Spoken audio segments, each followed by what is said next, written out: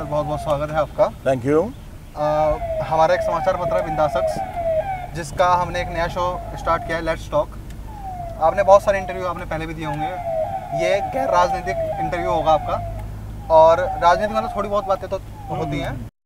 आज के हमारे गेस्ट हैं 4 बार से MLA, ओल्ड मिनिस्टर, 1989 में इंडियन चैंपियन रहे हैं, 1991 में एशियन चैंपियन रहे हैं, और 7 साल तक 110 हैवीवेट चैंपियनशिप में जीते हैं लगातार 7 साल तक। सर आपका बहुत बहुत स्वागत है हमारे शो में। थैंक यू जी।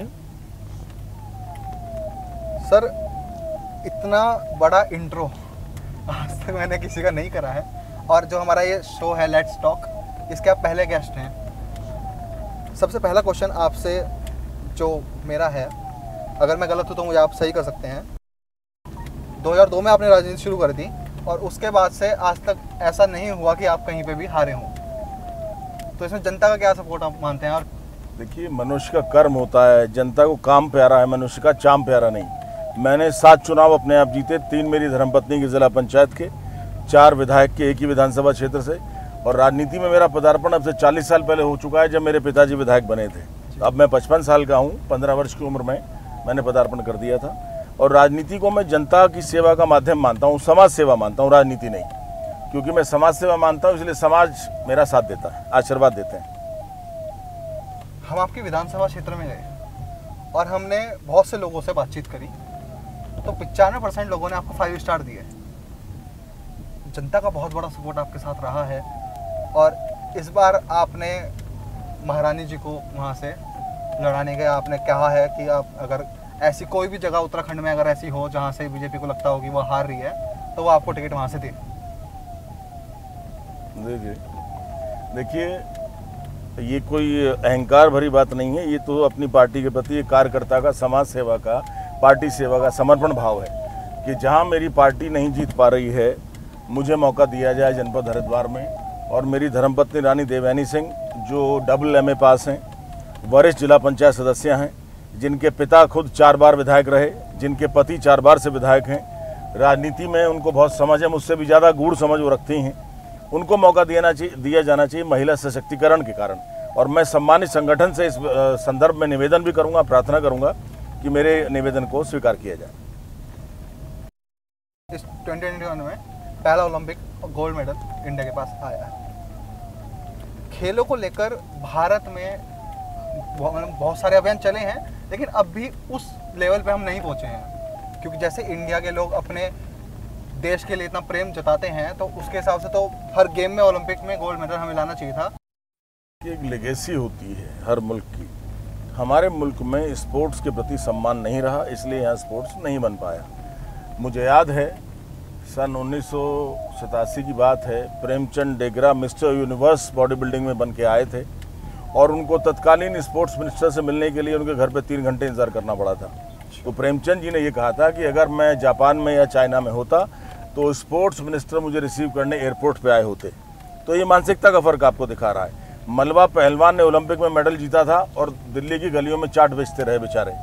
और आज जब नीरज चोपड़ा ने पहली बार थ्रोज में गोल्ड मेडल जीता है, आज तक इंडिया ने एथलेटिक्स में गोल्ड मेडल जीता ही नहीं, और थ्रोज में तो जीता ही नहीं, क्योंकि थ्रोज में जीतना असंभव मैं मानता हूँ। मैं खुद थ्रोअर रहा हूँ, शॉर्ट पुट डिस्कस थ्रोअर।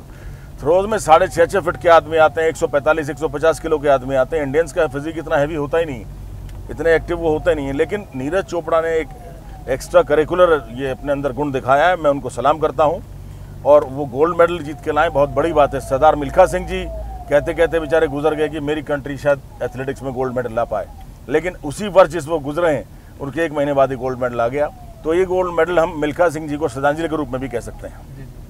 वो तो नीरज जी ने कह ही दिया है कि ये उनको समर्पित है। अच्छा, मुझे पता नहीं। हाँ जी। इंडिया की वुमेन हॉकी टीम जी बहुत अच्छा प्रदर्शन करा ओलंपिक में, लेकिन जो वो चूकी, तो जो हमारी प्लेयर हैं उत्तराखंड की, उनके घर पे लोगों ने जाकर प्रदर्शन कर दिया। ये देखिए, नीचता है कि आप किसी से रंजिश रखते हैं। अब असल में वही बात आ गई ना कि खेल के प्रति सम्मान का भाव नहीं है। One can't appreciate the light unless one has seen the darkness. जब तक पसीना नहीं निकालेंगे कड़ी संघर्ष नहीं करेंगे, तपस्या नहीं करेंगे, हाथों पैरों में छाले नहीं पड़ेंगे, उनको पता क्या है कि खेल क्या होता है, तपस्या क्या होती है। तो ऐसे कुछ नालायक लोग जो नीच तक किस्म की सोच रखते हैं, उनका ये कारनामा था। वो बेचारी वंदना इतना मेहनत की है, मैं तो वंदना को भी बहुत स्नेह से सम्मान देता हूँ। मेरी खुद मामा जी की बेटी तोहिन नागर 1982 के एशियाड में इंडिया टीम में थी, इंटरनेशनल हॉकी खिलाड़ी थी तोहिन नागर, मेरे सगे मामा की बेटी। आज वो एक IPS की वाइफ है, उनके husband DG police Madhya Pradesh में रहे विजय सिंह, और वो रिटायर हो गए अब। तो मैं तो खेल को बड़े सम्मान से लेता हूँ। मैं भी खुद चैंपियन रहा हूँ, एशियन चैंपियन, मेरा बेटा वर्ल्ड चैंपियन जूनियर शूटिंग में है। तो उस लिहाज से खेल की कदर करनी चाहिए, क्योंकि खेल आत्मा परमात्मा को एक करने का साधन है, एक माध्यम है। अगर इंडिया के खेल मंत्री आप होते या अगर होंगे, देखिए, अगर की रोटी और मगर की, अगरचे की रोटी मगरचे की दाल में मैं बिलीव नहीं करता हूँ कि अगर होते तो मगर ये हो जाता। लेकिन ये ज़रूर है, खुद खिलाड़ी हूँ, हाईली एजुकेटेड हूँ। मेरे रिज्यूम में आप हाईली एजुकेशन का मेरा लिखना भूल गए। मैंने IAS की तैयारी कितनी मेहनत से की। पहला ऐसा व्यक्ति हूँ जो स्पोर्ट्स में भी टॉप लेवल का है और जिसने इंटेलेक्चुअल परस्यूट्स भी की हैं, इतना बुद्धिजीविता के पढ़ाई भी जिसकी है। हर विषय में मैंने ज्ञान रखता हूँ, मेरे से कोई आर्गूमेंट कर सकता है। तो ये पढ़ाई और पहलवानी का जो संगम मैंने किया, ये अपने आप में एक विलक्षण है। और राजनीति का संगम, 20 साल से लगातार विधायक हूँ। 55 साल की उम्र में जो मेरी फिजिकल स्ट्रेंथ और फिटनेस है, शायद किसी अन्य व्यक्ति में ना हो, जो इतना एजुकेटेड भी हो, जो स्पोर्ट्स में भी चैंपियन रहा हो, जो राजनीति में भी चैंपियन हो, शायद आपको नहीं मिल पाएगा। तो ईश्वर की अनुकंपा है, घमंड से नहीं कह रहा हूँ, बहुत करुणामयी तरीके से, बहुत मैं आदरपूर्वक कहना चाहता हूँ अपने युवाओं को कि 55 वर्ष की उम्र में मैं युवा हूँ। 55 में बचपन है, तो 25 वर्ष में युवा क्यों नहीं है? आप भी युवा बनिए, त्याग करिए, तपस्या करिए, पसीना बहाइए। गर्मी में पसीना निकलता है उसको मोती की बूंद कहते हैं, सर्दी में जो पसीना निकलेगा वो हीरे की बूंद है।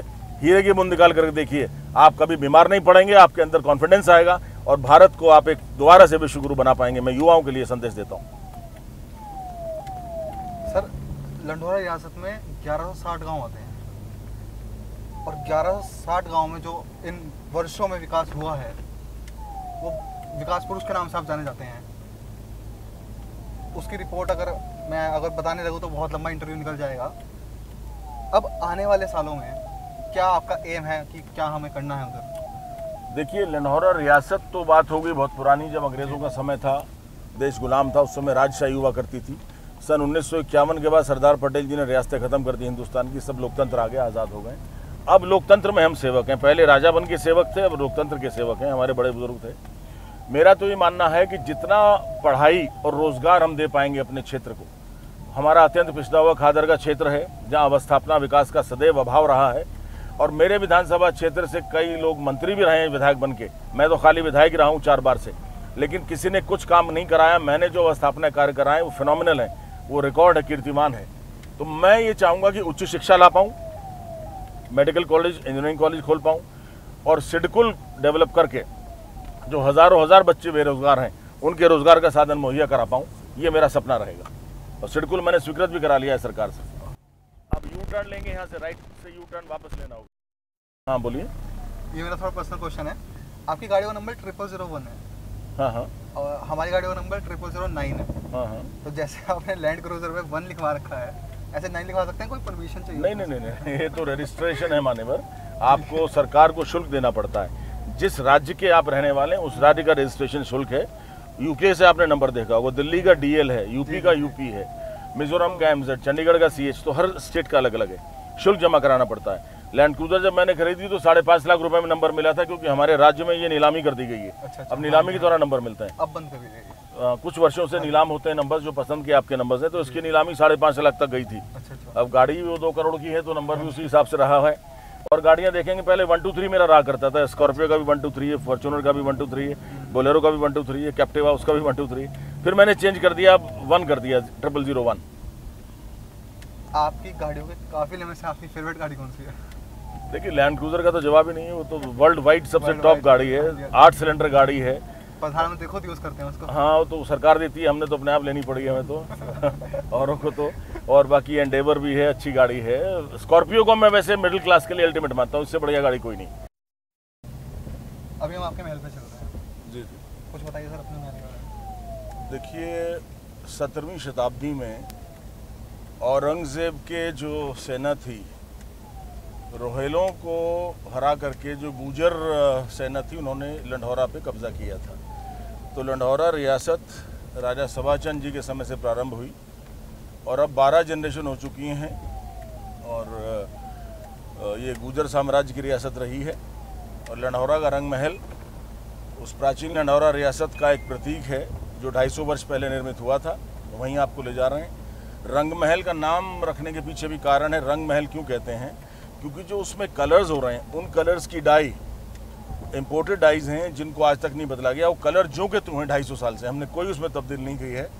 लोग कहते हैं कि आप कलर नहीं करा रहे, मैंने कहा कलर करा दिया तो ओरिजिनलिटी खत्म हो जाएगी इसकी। इसलिए 250 साल से जो का त्यों रंग महल कहलाता है। और ये रानी का लंढौरा भी कहलाता है। वजह है कि हमारी परदादी थी रानी धर्म कौर, उनके पति थे राजा रघुबीर सिंह जी। उनकी मृत्यु के बाद रानी धर्म कौर जी ने लंढौरा रियासत का शासन संभाला, इसलिए रानी का लंढौरा भी इसको कहा जाता है।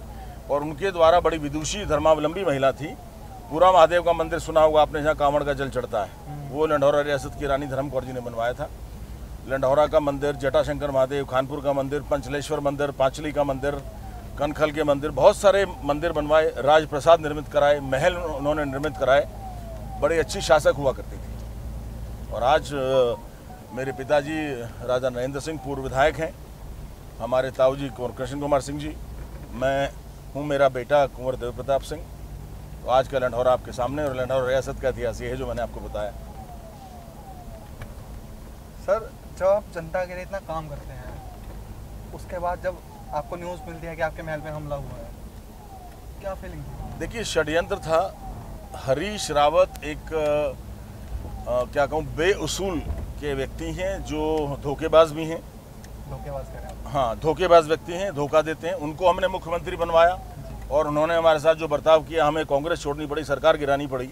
सिर्फ हरीश रावत के ही नाकारा रवैये की वजह से ये सब हुआ। और उन्होंने जो मुस्लिम लोग हमारे कार्यकर्ता थे, जो हमारे महल में 15-15 हज़ार की संख्या में रोज़ा इफ्तारी किया करते, जिनकी इफ्तार हमने कराई, उनको भड़का दिया कि विधायक जी ने तो कुरान शरीफ में आग लगा दी। हम तो हर धर्म का सम्मान करते हैं। मैं तो मसूरी में था उस टाइम, यहाँ था भी नहीं। कितना बड़ा झूठ हरीश रावत ने बोला कि लंढौरा में कुरान शरीफ में आग लगा दी, और मुसलमानों को भड़का दिया। 10 हज़ार की संख्या में इधर उधर से मुसलमान बुला लिए।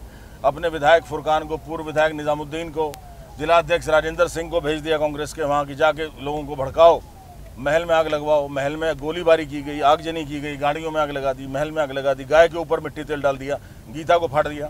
बुरा तो लगता ही है। इसीलिए मेरी नाराज़गी थी, और नाराज़गी स्वाभाविक भी है। बगैर कसूर के आपको सज़ा दी जा रही है। क्यों दी जा रही है?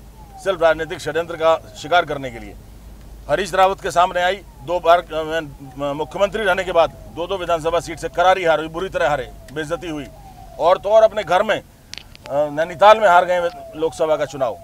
तो उनका तो अधिकार ही नहीं बनता है जो प्रेस में जा करके इस समय वो ड्रामा कर रहे हैं, प्रेस की वजह को प्रभावित करके अपने आप को जिंदा रखना चाह रहे हैं। हरीश रावत तो मृत अवस्था में खत्म हो चुके हैं, चुके हुए कारतूस हैं। उनको राजनीति में आने का कोई अधिकार नहीं है। उत्तराखंड की जनता पे उनका कुछ नहीं है। वो जा करके संन्यास लें। और यहाँ जो शासन चल रहा है, भारतीय जनता पार्टी का सुशासन है और राम राज्य की स्थापना है, वही विकास कार्य चलते रहे। जो उत्तराखंड का इतिहास रहा है कि एक बार बीजेपी, एक बार कांग्रेस, एक बार बीजेपी, एक बार कांग्रेस, तो इस बार वो चेंज होगा? देखिए, बहुत सारे मिथक टूटते हैं। जब संसदीय चुनाव था, ये कहा जा रहा था कि एक बार बीजेपी के सांसद बनते हैं, एक बार कांग्रेस के सांसद बनते हैं। लेकिन क्या हुआ बताइए? 2014 में जो सांसद 5 बीजेपी के थे, 2019 में 5 सांसद बीजेपी के रहे हैं। तो ये मिथक इस बार टूटेगा। कहते हैं शिक्षा मंत्री उत्तराखंड में हमेशा हारते हैं। अरविंद पांडे शिक्षा मंत्री हैं, धन सिंह रावत डॉक्टर साहब उच्च शिक्षा मंत्री हैं। मैं कह रहा हूँ दोनों जीत करके आएंगे, हारेंगे नहीं। तो ये भी मिथक टूटेगा कि शिक्षा मंत्री हारते हैं, और ये मिथक भी टूटेगा कि सरकार अदलती बदलती हैं। इस बार भारतीय जनता पार्टी की सरकार बनेगी 2022 में। धामी जी आपके बहुत प्रिय मित्र रहे हैं। जी हाँ। और एक किस्सा मैंने सुना था कि आप किसी मीटिंग में थे, वो भी आए थे, तो आप एक दूसरे को देख के बहुत अट्रैक्टिव थे। देखिए, पुष्कर सिंह धामी सन 2001 में आदरणीय भगत सिंह कोश्यारी जी के साथ आए थे, उनके स्टाफ में। तो जब मैंने पहली बार देखा था इनको, तो मैंने कहा भाई बड़ा हैंडसम, देखने में अच्छा लड़का है। कौन है? यंग एज थी इनकी, 20 साल पहले। जान पहचान बढ़ी कि भाई धामी जी हैं, इस तरह से हैं। फिर राजनीति में पदार्पण किया, 2 बार के विधायक बने। तो मित्रता तो तभी से थी। विचार भी हमारे समान हैं। जहाँ विचारों की समानता होगी वहीं मित्रता आगे बढ़ेगी। तो मेरे मित्र हैं, और अब मुख्यमंत्री बने हैं। मैं तो चाहता हूँ ईश्वर उनको दीर्घायु प्रदान करें। 2022 में पुनः भारतीय जनता पार्टी का चुनाव उनके नेतृत्व में लड़ा जाए, फिर मुख्यमंत्री बने, और उत्तराखंड को प्रगति के चरमोत्कर्ष पे ले जाएं। तो अब जो दोस्ती आ गई है, तो अब आप शायद कोई बड़े मंत्री पद को देखिए, मिलेगा दोस्ती का मतलब कोई स्वार्थ से सिद्धि से, मेटेरियलिज्म से या स्वार्थ सिद्धि से नहीं है। दोस्ती का मतलब तो दोस्ती है जनता के भले के लिए। वो मुख्यमंत्री बने हैं जनता का भला करने के लिए, मैं 4 बार से विधायक हूँ जनता का भला करने के लिए। मंत्री बनना कहाँ से बीच में आ गया? मुझसे बहुत जूनियर लोग मंत्री हैं, मुझे कोई फर्क नहीं पड़ता। कुंवर प्रणव सिंह चैंपियन इतना हाईली एजुकेटेड है, इतना स्ट्रांग है कि अपने बलबूते पर केंद्र सरकार में और राज्य सरकार में काम करा सकते हैं। हमें मंत्री की आवश्यकता नहीं। ज़रूर है कि जनता को लगता है कि भाई इतनी बार हमने जिता दी, 7 चुनाव जिता दिए, हमें मंत्री नहीं मिला। जनता के लिए हो सकता है, लेकिन मुझे बिल्कुल मंत्री पद की इच्छा नहीं। जब पुष्कर सिंह धामी मुख्यमंत्री बन गए हैं तो हम ही मुख्यमंत्री बन गए, हम ही सबका काम कर रहे हैं। इंटरव्यू देना पसंद है आपको? पसंद नापसंद क्या, देखिए, तो ज़रूरी औपचारिकता है, समाज में औपचारिकता पूर्ण करनी पड़ती। मीडिया से आपकी बहुत तनातनी रही है, मीडिया ने आपको बाहुबली कह के बहुत एक बार, देखिए ऐसा है, वो हरीश रावत सरकार में ईसा मसीह को जब सूली पे लटकाया जा रहा था, वो ईश्वर के पुत्र थे। जी जी। उन्होंने ये कहा था कि हे ईश्वर, इनको माफ़ करना, ये नहीं जानते ये क्या कर रहे हैं। उत्तराखंड का मीडिया जो है तो लगभग वही स्थिति रही। इतने बेचारे एजुकेटेड नहीं थे, एक्सपीरियंस नहीं थे।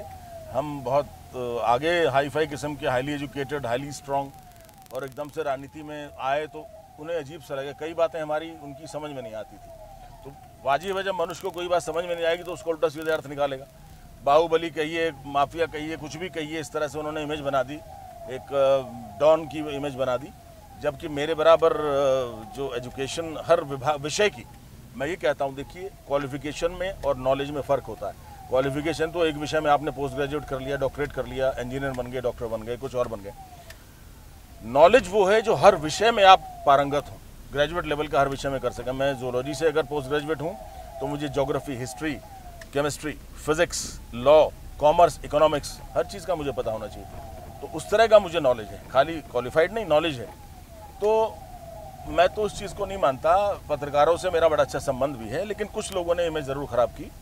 जनता के सामने है कि भाई मैं विकास पुरुष हूँ, काम करता हूँ, किसी का बुरा नहीं किया, किसी का अपहरण नहीं किया, कहीं डकैती नहीं डलवाई, किसी को महिला से बदतमीजी नहीं की, किसी की प्रॉपर्टी नहीं कब्जाई। समाज सेवा कर रहा हूँ 20 साल से, कांच के घर में रहता हूँ, सब जानते हैं मैं क्या हूँ। तो सबको पता लग गया है, कोई ऐसी बात नहीं। पत्रकारों से मुझे कोई द्वेष भावना नहीं है, लेकिन जो इमेज ख़राब की है वो आहिस्ता आहिस्ता ठीक हो रही है, लोगों को पता लग रहा है क्या है।